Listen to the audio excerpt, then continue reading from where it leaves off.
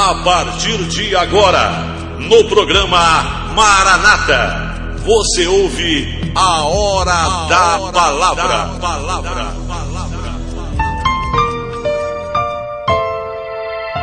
Livro de Mateus, Evangelho de Mateus, capítulo 28, do 16 ao 20, diz assim: E os 11 discípulos partiram para a Galiléia, para o monte que Jesus lhes tinha designado. E quando viram, adoraram, mas alguns duvidaram. E chegando-se Jesus, falou-lhes dizendo: É-me dado todo o poder no céu e na terra. Portanto, ide fazei discípulos de todas as nações, batizando-os em nome do Pai, do Filho e do Espírito Santo, ensinando-os a guardar todas as coisas que eu vos tenho mandado. E eis que eu estou convosco todos os dias, até a consumação dos séculos. Querido, querida que me ouve nessa manhã de sábado, ou você que vai ouvir, pela internet, pelo YouTube, essa palavra ela é praticamente o epílogo, é o final do livro de Mateus, do Evangelho de Mateus, do capítulo 28. Nós estamos terminando esse Evangelho e aqui narra a ressurreição de Jesus. Jesus havia dito aos discípulos para que eles fossem para o monte, porque ali seria o local onde eles teriam uma grande revelação. E a revelação nada mais era do que a presença, o senhorio de Jesus Cristo para conversar, para enviar a eles uma grande mensagem. E quando Jesus se apresenta a ele, embora alguns duvidassem, porque aqui fala de 11, vamos lembrar que Judas, cometera suicídio, não estava mais presente entre os seguidores de Jesus. E entre os 11, quando Jesus apareceu a eles, houve algumas dúvidas, houve alguns incrédulos, mas Jesus ele foi enfático, ele se apresentou como o Senhor da glória, como o Senhor majestoso, como o Senhor que havia cumprido a sua missão aqui na terra e agora retornara da presença do Pai para manifestar a graça, o amor e os ensinamentos que esses discípulos haveriam de seguir ao longo dessa trajetória. Então esse encontro de Jesus com os discípulos, ele traz uma nova vida, uma nova situação a qual eles não conheciam.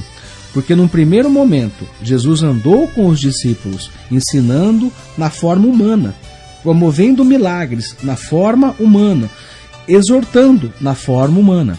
Esses mesmos discípulos contemplaram a crucificação de Jesus e agora eles têm um contato com Jesus pós-crucificação, mas com ele revestido de toda a glória. E aí Jesus diz assim: olha, foi-me dado todo o poder. Então quer dizer que a palavra de Deus aqui se manifesta na presença de Jesus.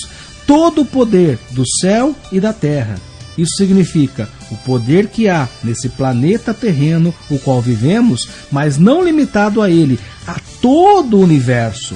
Se nós partirmos dos estudos de que o universo é infinito, significa que Deus manifestou o seu poder de maneira que não haja nada que fuja do controle das mãos poderosas do Senhor. Que os céus e a terra, quer dizer que a terra e o universo estão debaixo da autoridade do Senhor Jesus. E aí ele entra com uma ordenança, ele entra para justificar essa autoridade, dizendo assim: olha, eu preciso que vocês vão a todas as nações, que vocês vão a todos os lugares da terra para anunciar que Deus existe, que Deus se faz presente, que Deus é o verdadeiro, que Deus é justo, que Deus é o Criador de todas as coisas, inclusive das nações. E aí ele vai além de enviar os apóstolos. Ele diz assim, é fundamental que vocês façam discípulos, para que a palavra possa ser disseminada. Nós vivemos um tempo mais moderno, onde a rádio, o que nós estamos fazendo aqui hoje, nessa manhã, é divulgando, anunciando, difundindo o Evangelho, a palavra de Deus. Mas lá naquele tempo, há 2000 anos atrás, não havia rádio, não havia internet, não havia televisão, não havia nada disso. Então a transmissão dessa mensagem era de boca em boca, era de porta em porta. E essa era a responsabilidade desses discípulos. Então eu queria que você pensasse um pouquinho do poder de Deus. Aquilo que começou há 2000 anos atrás, chegou até o Brasil.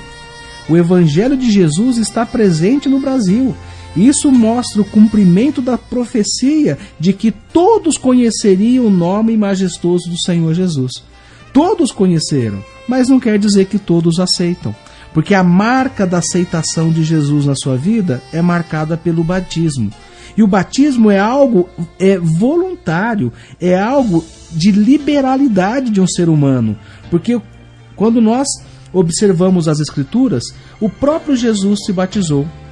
Ele tinha cerca de 30 anos, se apresentou a João Batista e disse assim, é preciso que você me batize. É preciso que você cumpra tudo aquilo que as Escrituras estão determinando. E aí Jesus foi batizado. E ele fala o mesmo para nós. E quando nós chegarmos a uma idade que conheçamos as nossas escolhas, que nós saibamos dimensionar o meu sim e o meu não, eu posso tomar uma decisão. Aceitar ser batizado significa morrer um homem carnal e aceitar um vínculo espiritual com Deus.